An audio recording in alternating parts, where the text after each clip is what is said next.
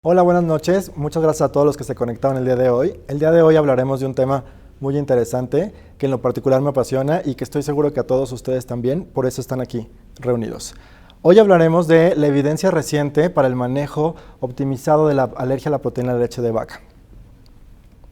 Creo que no podríamos empezar este webinar sin hablar de la leche materna. Recordarles que la leche materna es la mejor nutrición para el bebé y está asociado con un beneficio de protección de infecciones e incluso protección de alergias. Es importante que recordemos este punto. Los objetivos de mi webinar el día de hoy serán transmitirles ciertos conocimientos en relación a alergia a la proteína de leche de vaca. Específicamente hablaremos de consolidar conocimientos sobre el abordaje diagnóstico en alergias a la proteína de leche de vaca, analizar las distintas estrategias nutricionales para el tratamiento de alergia a la proteína de leche de vaca, conocer los moduladores de la microbiota que mejorarán el ambiente microbiológico en el paciente alérgico y exponer la evidencia más reciente en relación al tratamiento de alergia a la proteína de leche de vaca.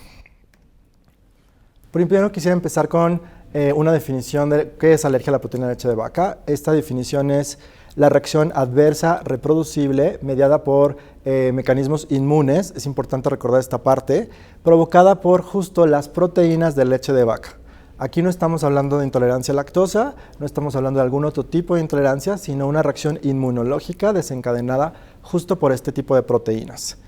Y bueno, saber que la alergia alimentaria en lactantes y preescolares es de las causas más frecuentes, o si no es la más común en relación a alergia.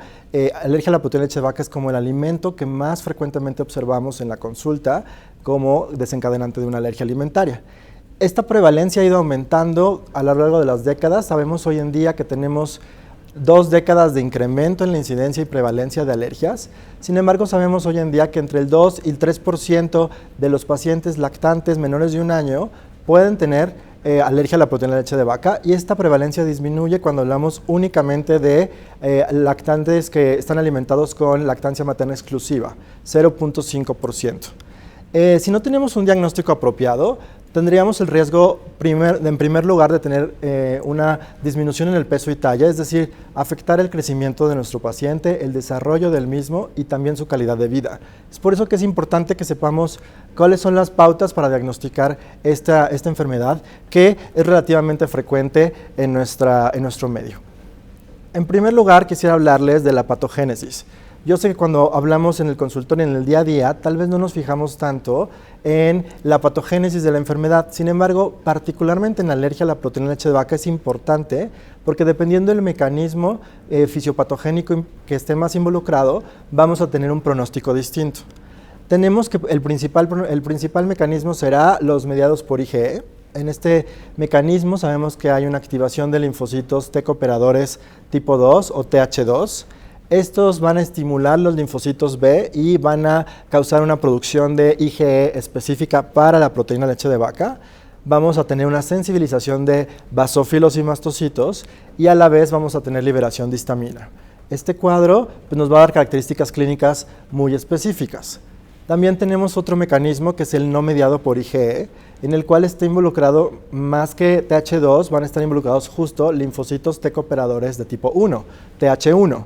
Y en este escenario vamos a tener una activación de macrófagos y linfocitos citotóxicos que van a dañar directamente el tejido donde esté afectado y van a causar los síntomas clínicos. Y también sabemos que en alergia a la proteína de leche de vaca tenemos un mecanismo mixto, es decir, podemos tener mecanismo por IgE y a la vez no IgE. Es por esto que a veces nos podemos confundir o costar trabajo hacer un diagnóstico. ¿Por qué hago hincapié en la diferenciación entre IgE y no IgE? Porque sabemos que el riesgo para presentar otras alergias o para presentar otros cuadros de atopia como rinitis y asma está aumentado en pacientes mediados por IgE.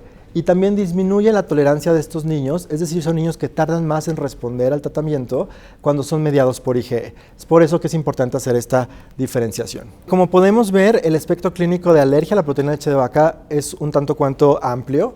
Cuando lo dividimos por IgE, no IgE y mixto, podemos tener una mejor idea de qué sucede con el paciente. En los mediados por IgE, principalmente vamos a ver afecciones cutáneas, urticaria y angioedema como primeras causas, aunque también tenemos niños que pueden presentar anafilaxia. En el no mediado por IgE podemos tener síntomas leves a moderados y aquí vamos a tener clásicamente una enteropatía por proteína de leche de vaca, una proctocolitis alérgica y una enterocolitis inducida por proteínas, que es la manifestación más grave de las no mediadas por IgE. Cuando hablamos de un componente mixto, tenemos justo dermatitis atópica, esofagitis eosinofílica, gastritis eosinofílica, y pues en este componente vamos a tener justo estos dos mecanismos fisiopatogénicos. Aquí les quise mostrar un poco más a detalle las sintomatologías que puede presentar nuestro paciente, y sabemos que, por ejemplo, cuando son mediados por IgE, como ya les mencionaba, la piel va a ser el órgano más afectado. 70-75% de estos niños presentarán urticaria. Casi no vamos a tener tantas manifestaciones gastrointestinales, aunque podemos tener entre el 13 y el 34% de afectación, y un poco menor de porcentaje en los síntomas respiratorios, 1 a 8%, caracterizados por síntomas nasales y bronquiales principalmente. Por el contrario, cuando hablamos de IgE, de alergia no mediada por IgE, aquí los síntomas, como pueden ver en la diapositiva, tenemos mayor cantidad de síntomas gastrointestinales: reflujo, rechazo a la alimentación, disfagia, dispepsia, cólico, sangrado en el tubo digestivo, falla para crecer, datos de malabsorción. Aquí parece que es un poco más la afección en tubo digestivo. También tenemos presencia de dermatitis atópica, distinta a la urticaria que se ve en IgE. Y en este caso tenemos pues manifestaciones graves, como les mencionaba, enterocolitis mediada por proteínas. Algo interesante también de este tipo de alergias es que cuando es mediada por IgE tenemos mayor afección de más órganos. No solo tenemos la piel o no solo tenemos el tubo digestivo. El 25% de los niños, o sea, 1 de cada 4 niños, pueden tener la piel, tubo digestivo, pulmones afectados. Entonces esto también nos puede dar una pista diagnóstica para saber un poco más cómo categorizar a nuestro paciente.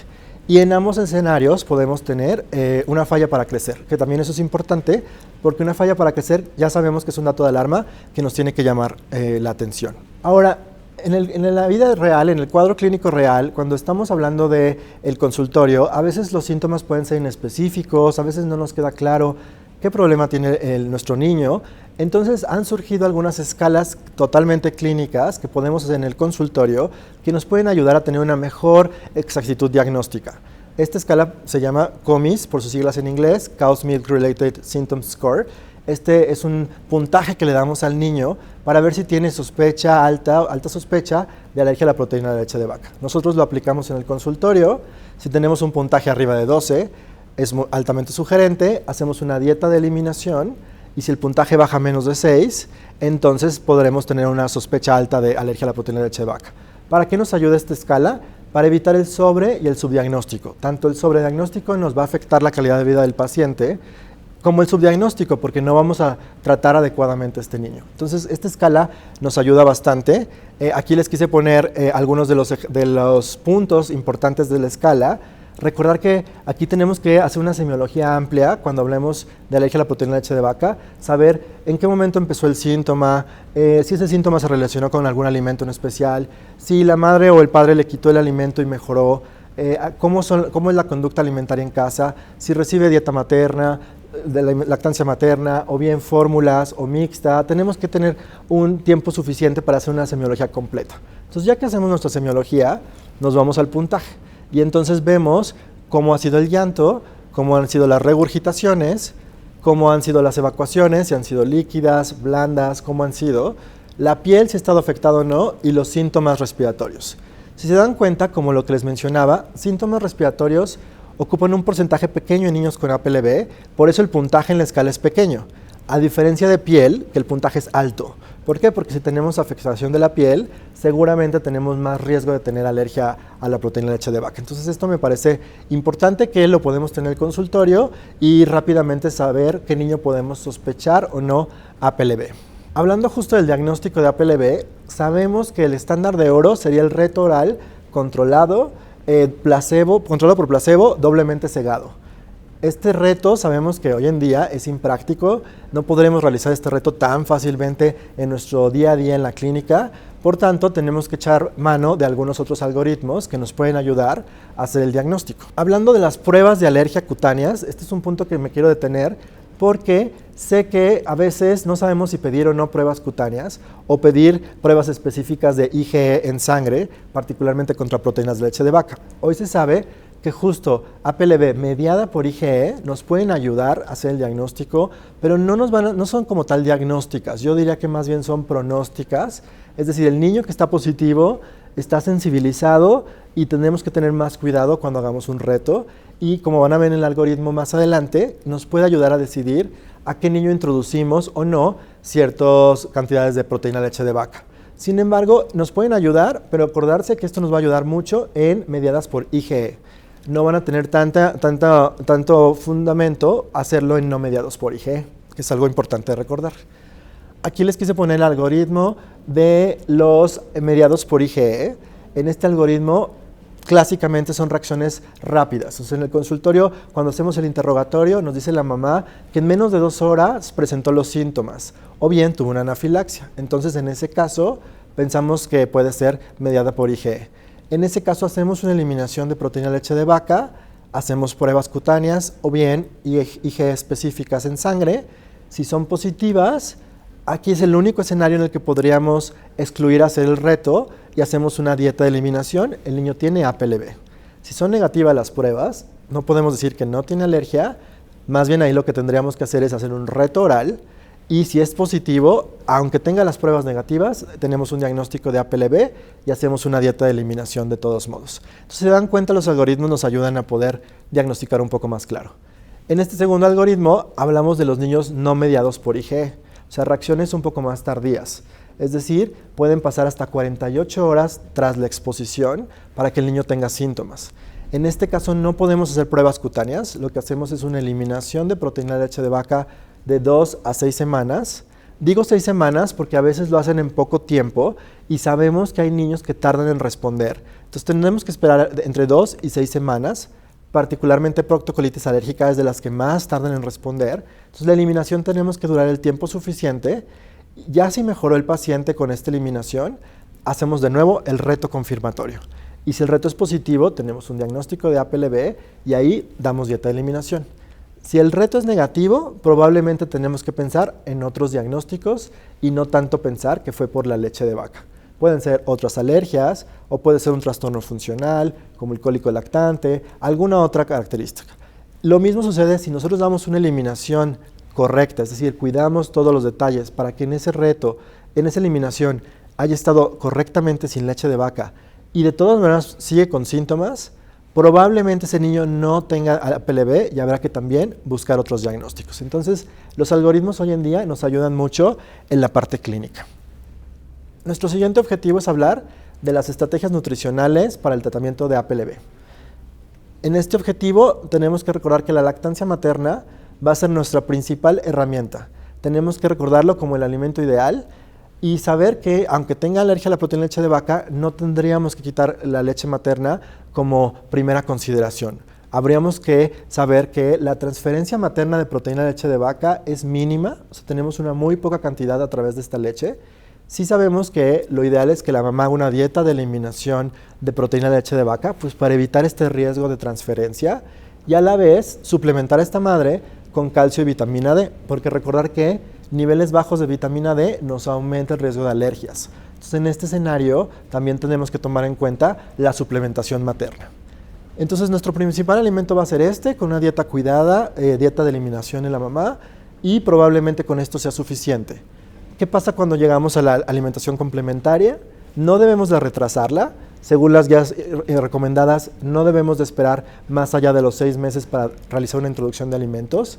Lo único que sí vamos a cuidar es que los alimentos que ofrezcamos al niño no tengan proteína de leche de vaca, porque como estamos con esta eliminación, tenemos que ser cuidadosos aquí y tal vez introducirlos cuando hagamos un reto oportuno.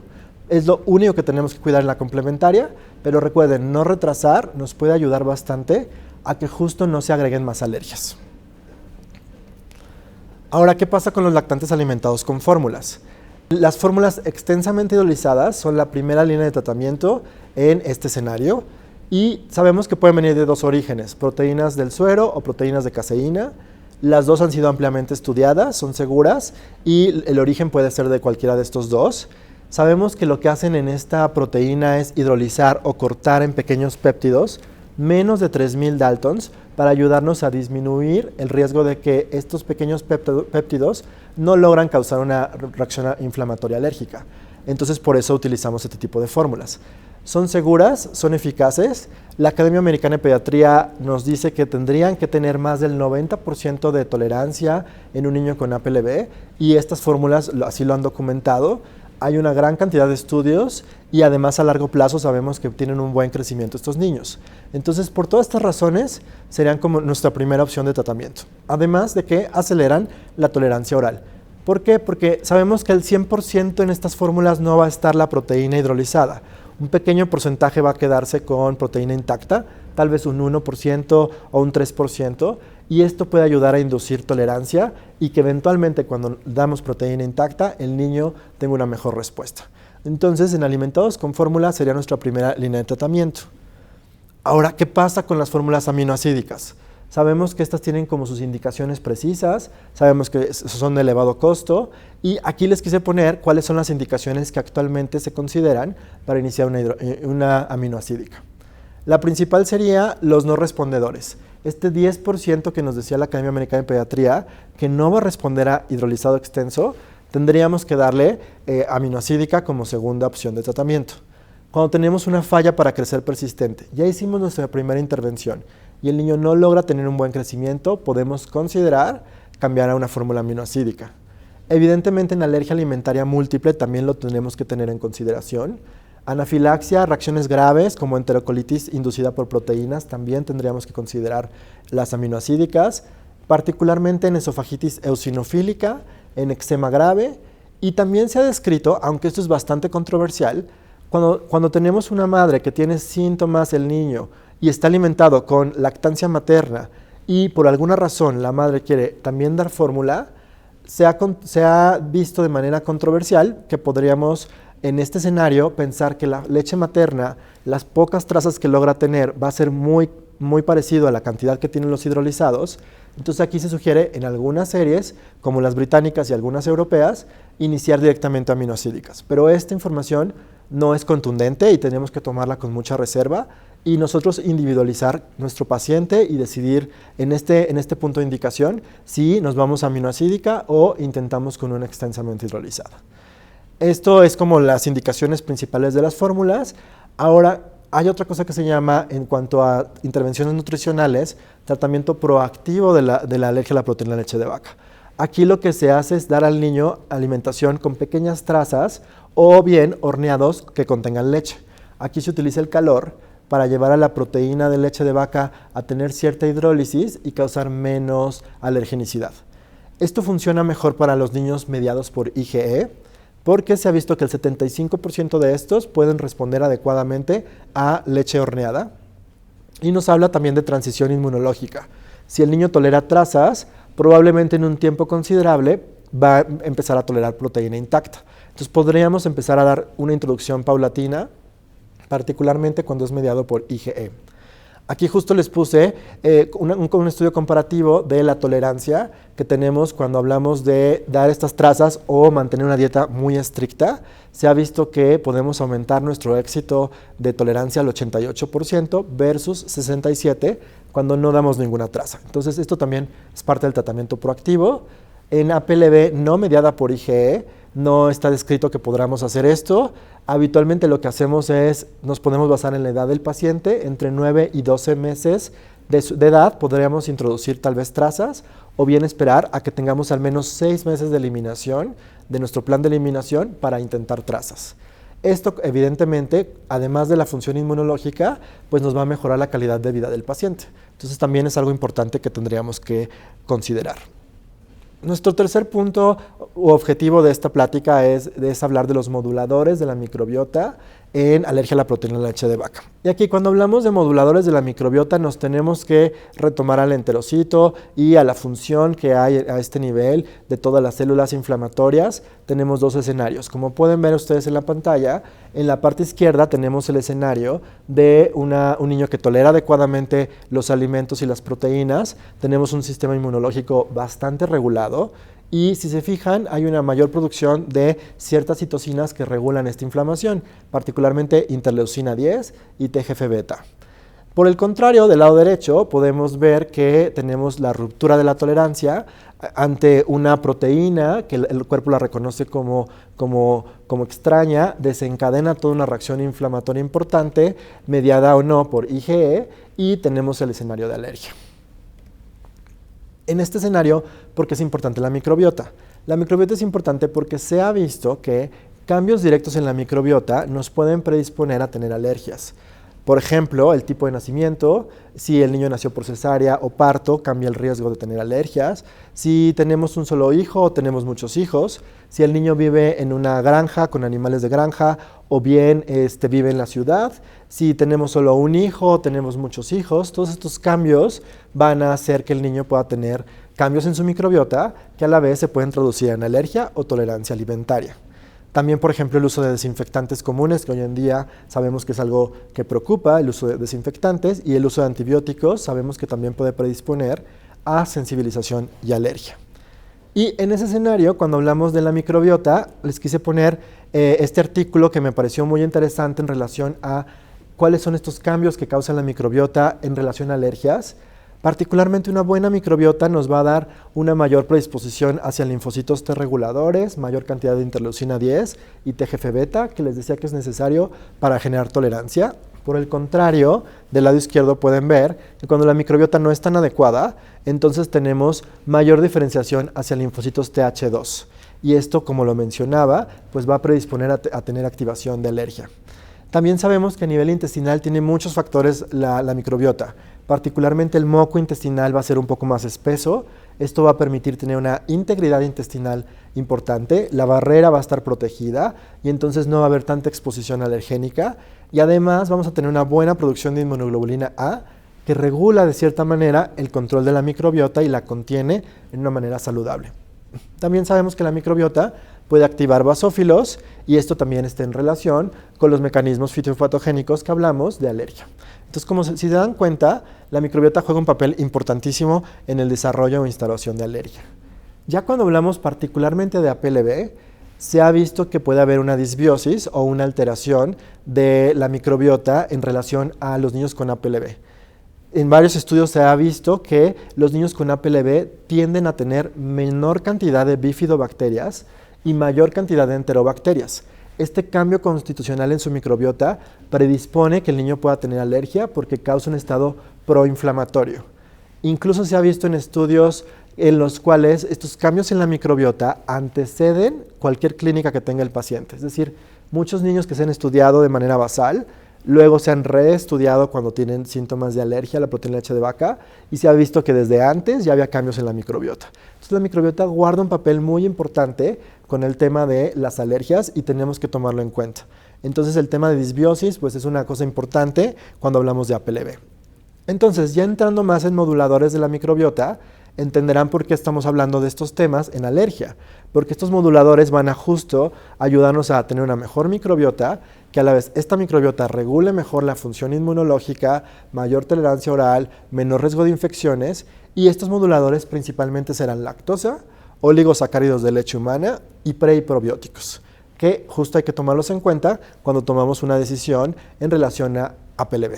Me gusta hablar de la lactosa porque sé que a veces asociamos alergia a la proteína de leche de vaca con intolerancia a lactosa. Recordar que la lactosa es un disacárido que no desencadena respuesta inmunológica, entonces no tendríamos por qué tenerle como tanto recelo a la lactosa. También recordarles que cuando iniciaron los extensamente hidrolizados, estos se inventaron originalmente para niños con mala absorción. Tenían proteína extensamente hidrolizada, tenían triglicéridos de cadena media para fácil absorción y no tenían lactosa, justo porque teníamos un intestino muy inflamado.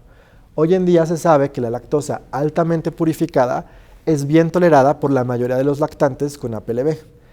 También se sabe que adicionar lactosa a la fórmula extensamente hidrolizada aumenta la absorción de calcio, que esto es fundamental con el tema de la salud ósea, incrementa la palatividad, da un poco de mejor sabor a estas fórmulas, y el efecto prebiótico también es fundamental y es parte de los moduladores de la proteína de leche de vaca, de la microbiota en alergia a la proteína de leche de vaca.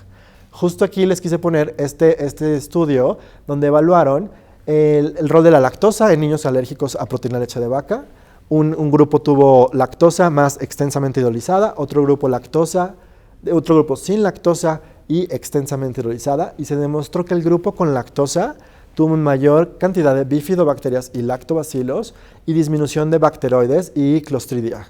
Esto es importante tomarlo en cuenta porque justo vemos cómo la lactosa nos ayuda con este efecto prebiótico. A nivel de metabolómica, se analizó también el metaboloma de estos pacientes y se encontró que había una gran cantidad de ácidos grasos de cadena corta, particularmente acetato y butirato. Y hoy en día sabemos que butirato es fundamental en tener una integridad del intestino, una integridad de las mucosas, y los niños con alergia a la proteína de leche de vaca tienen un butirato más disminuido. Cuando logran subir sus niveles de butirato, tienen una mejor tolerancia oral. Es por eso que todos estos efectos indirectos de la lactosa nos ayudan en el paciente con APLB. Aquí les dejo unas recomendaciones que actualmente están pues bastante actualizadas en relación a alergia a la proteína de leche de vaca y el uso o restricción de lactosa. Y podemos observar que la enteropatía inducida por proteínas de leche de vaca es el único escenario en el que tendríamos que considerar retirar lactosa. Si se fijan, el otro espectro de la alergia, tanto la mediada por IgE, incluso proctocolitis alérgica, el eczema, no tendríamos de primera instancia que quitar lactosa.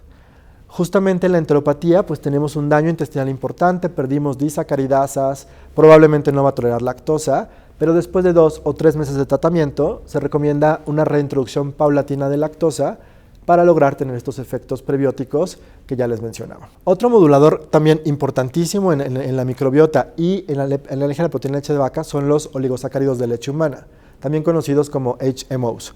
Esto es por sus siglas en inglés. Estos vienen de 5 monosacáridos, que es glucosa, galactosa, ácido acetilglucosamínico, ácido siálico y fucosa. Tenemos esta combinación de estos 5 monosacáridos que nos van a dar esta composición particular en la leche materna. Y esta composición nos ayuda a tener una mejor intervenciones de los HMOs en el tema de alergia. Aquí pueden ver clásicamente cuáles son los principales que vamos a tener. Tenemos la lactosa, que está compuesta justo de glucosa y galactosa, lo pueden ver en el círculo azul, en el lado derecho podemos ver esto. Se van adheriendo lactoinebiosas, que no es otra cosa más que glucosas con N-acetilglucosaminas, y estos se van agregando y se van adheriendo, y tenemos fucosas y tenemos ácidos siálicos en algunas ocasiones. Es por eso que cuando nos dicen HMOs fucosilados, se refieren a que tienen en su región terminal fucosa. Cuando nos dicen sializados, en su región terminal tienen ácido siálico. Y cuando no tienen ninguno de estos dos, les decimos neutros. Esta es como la composición principal de los HMOs en leche materna y vamos a ver que tienen efectos directos en el lactante muy importantes. Particularmente sabemos hoy en día que no todas las mamás producen una cantidad igual de HMOs. Hay algunas que se conocen como mamás secretoras, que estas en particular tienen genética para producir o fucosilar sus HMOs y tienen mucha cantidad de 2-FL, que es un HMO muy importante en este tema de alergias. Y hay otras mamás que no son secretoras, entonces tenemos mamás secretoras y no secretoras. Desde la predisposición genética podemos tener una idea. Hay muchos factores que modifican los HMOs, el tipo de nacimiento, el momento de la lactancia, si la mamá es sedentaria o hace ejercicio, si cuida su dieta. Esta composición que tienen las mamás de HMOs van a modificarse de esta manera. Pero ¿qué pasa cuando el lactante recibe estos HMOs? Bueno, a nivel de la microbiota sabemos que la modifican desde la nasofaringe, haciendo que respondan mejor a virus respiratorios. Sincitial respiratorio, influenza, se ha visto que en la presencia de HMOs disminuyen estas infecciones. A nivel del intestino delgado también tenemos efectos importantes, particularmente antiadhesión de los patógenos. Estos HMOs tienen las características de adherirse a virus, bacterias y parásitos para disminuir su virulencia. A nivel también intestinal van a mejorar la barrera intestinal, va a haber menos inflamación y mayor absorción de los nutrientes. A nivel sistémico, solo entre 1 y 2% de estos van a atravesar a torrente sanguíneo y van a tener moduladores inmunológicos. A nivel del colon es donde mayor efecto vamos a tener, porque estos HMOs no son digeridos por el lactante. Estos HMOs llegan casi intactos al colon, donde van a ser fermentados por la microbiota, los van a convertir en ácidos grasos de cadena corta y van a modificar la microbiota hacia una más mayor cantidad de bifidobacterias, es decir, tiene un efecto bifidogénico. Y los que no se han utilizado se van a excretar. Hablando particularmente de los efectos de los HMOs DA directos en la microbiota, un poco les mencionaba ya, aquí los pueden ver un poco más claro. En el punto 1 vemos el efecto bifidogénico, en el punto 2 justo la digestión de estas bacterias para convertir estos ácidos grasos de cadena corta. En el punto 3 vemos cómo se adhieren a patógenos y al mismo tiempo nos ayudan a incrementar el moco del intestino. Entonces, en el tema de alergia, podemos pensar que hay muchos efectos que nos parezcan interesantes de los HMOs. En esta diapositiva podemos ver como claramente cuáles son los efectos principales. Tenemos efectos a nivel de la inmunidad local y a nivel de la inmunidad sistémica. Nivel local, ya vimos que el ambiente microbiológico se modifica y es más bifidogénico, que eso es muy importante en niños alérgicos, pero también a nivel de los enterocitos nos van a aumentar la cantidad de moco intestinal, la proliferación de células y nos van a ayudar a tener un intestino con una barrera intestinal mucho más íntegra que permita una pronta resolución de los síntomas y que no haya pérdidas o que no haya lesiones intestinales, va a disminuir la inflamación intestinal. Por el otro lado, este porcentaje de HMOs que logran atravesar la barrera intestinal y que van a estar en la circulación sistémica, se van a adherir directamente a monocitos, linfocitos, neutrófilos y van a también ayudar a la liberación de citocinas que van a regular justamente esta diferenciación entre linfocitos TH1 y TH2 para que ocurra de una manera más equilibrada y no tengamos mayor riesgo de infecciones, pero a la vez también de alergias. Aquí justo les quise poner esta publicación bastante reciente, porque lo que observamos es justo las mamás que secretan más 2-FL o que se consideran secretoras, las pueden ver en el círculo verde, y las no secretoras o que no secretan 2-FL en el círculo gris. Y ya esta es microbiota del lactante, y si se fijan en los círculos pequeños, las mamás secretoras van a tener una mayor cantidad de bifidobacterias estos niños. Se fijan, vemos puro bifidobacterium como en los clústeres de la microbiota. Y en el escenario gris vemos otras bacterias que no son tan saludables, como por ejemplo Clostridium, Escherichia y Shigella. Entonces, tomar en cuenta como el efecto directo que dan estos HMOs sí es importante.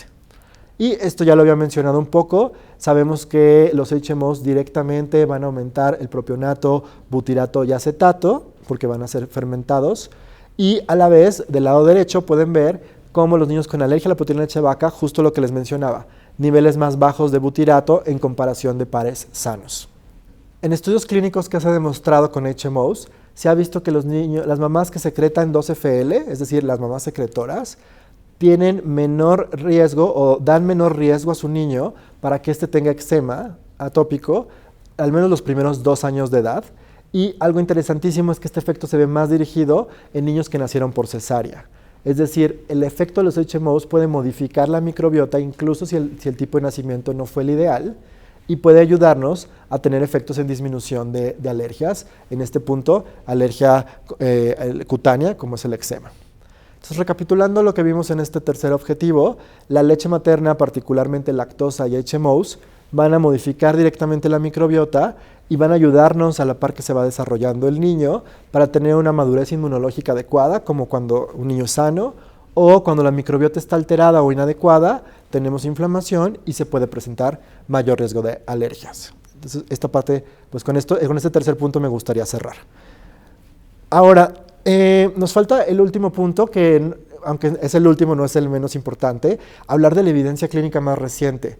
Hoy en día, con todo esto que les he contado de los HMOs, lactosa, ¿qué podemos integrar? ¿O hacia dónde va la evidencia? ¿Hacia dónde van los estudios clínicos en APLB y tratamiento? Bueno, recientemente se pudo adicionar o se pudo sintetizar dos HMOs, el 2-FL y el LNNT.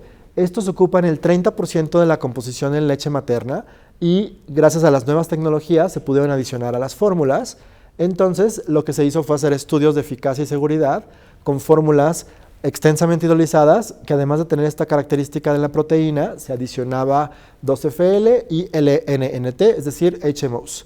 Aquí lo que se hizo fue justo evaluar en un estudio doble ciego, lo que se intentó evaluar fue justo la nueva composición con una composición sin HMOs y se hizo un estudio cruzado en el cual se hicieron retos cruzados para asegurar que realmente los niños estuvieran respondiendo al tratamiento tradicional o bien con HMOs agregados. Y lo que se encontró es que, tal como lo pide la Academia Americana de Pediatría, más del 90% de los lactantes en los que se probó esta estrategia tuvieron una buena tolerancia a extensamente hidrolizados y HMOs. De hecho, el intervalo de confianza menor fue 92%, 92.8%, que es un poco más alto de lo esperado o lo solicitado por Academia Americana de Pediatría. Es decir, el año pasado, ya sabemos, desde el año pasado, es una publicación reciente, que hay seguridad y eficacia en el uso de estos HMOs. Hay un par de estudios más que se han hecho. Este estudio también se hizo recientemente, donde además no solo se evaluó con retos, se evaluó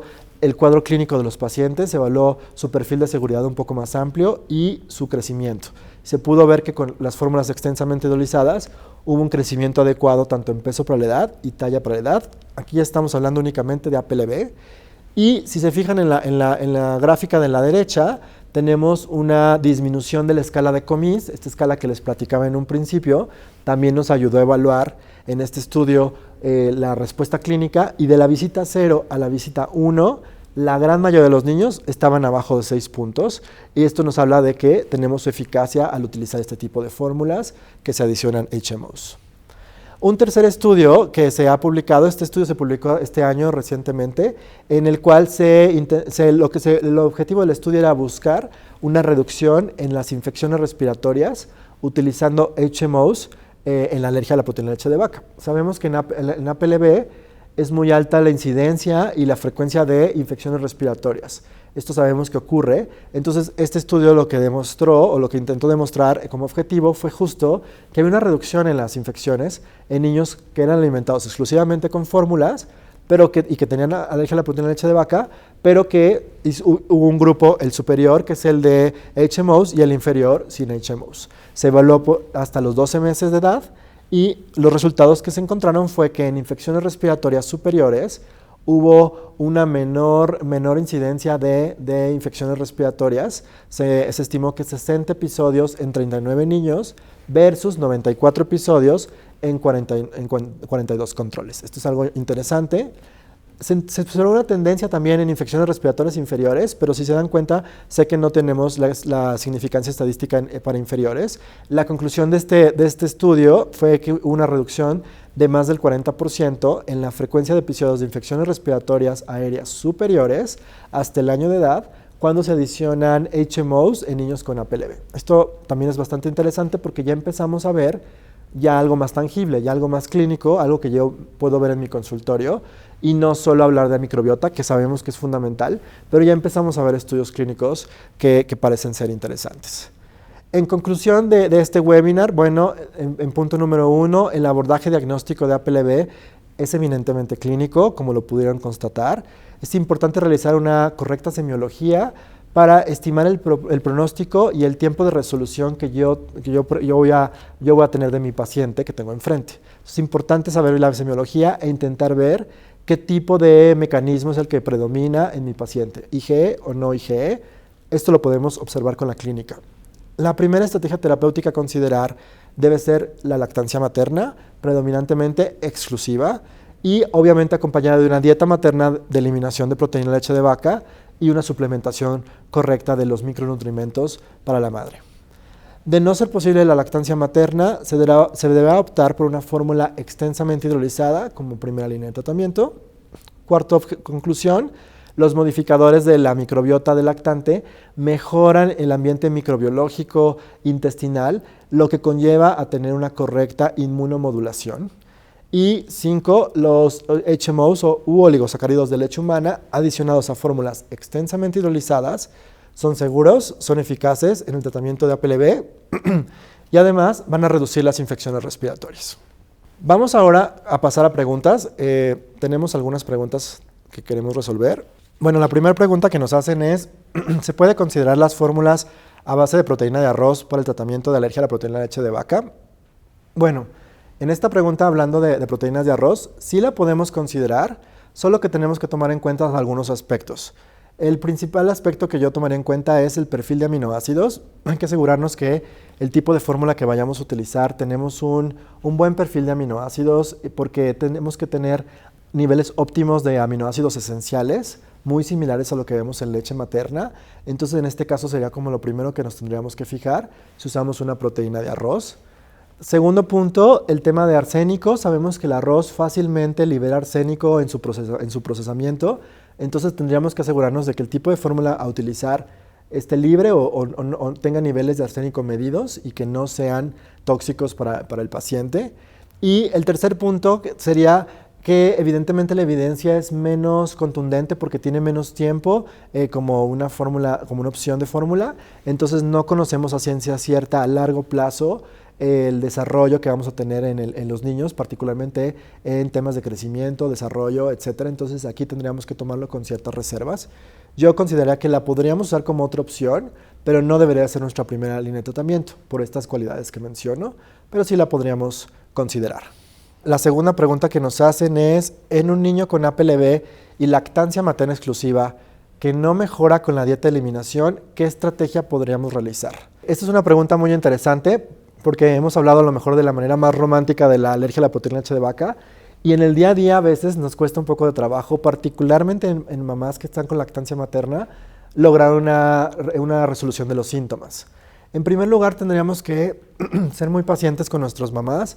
Casi siempre cuando es una alergia y está con lactancia materna exclusiva, casi siempre se tratará de una alergia, perdón, una alergia no mediada por IgE, es decir, una proctocolitis alérgica clásicamente es lo que más se observa.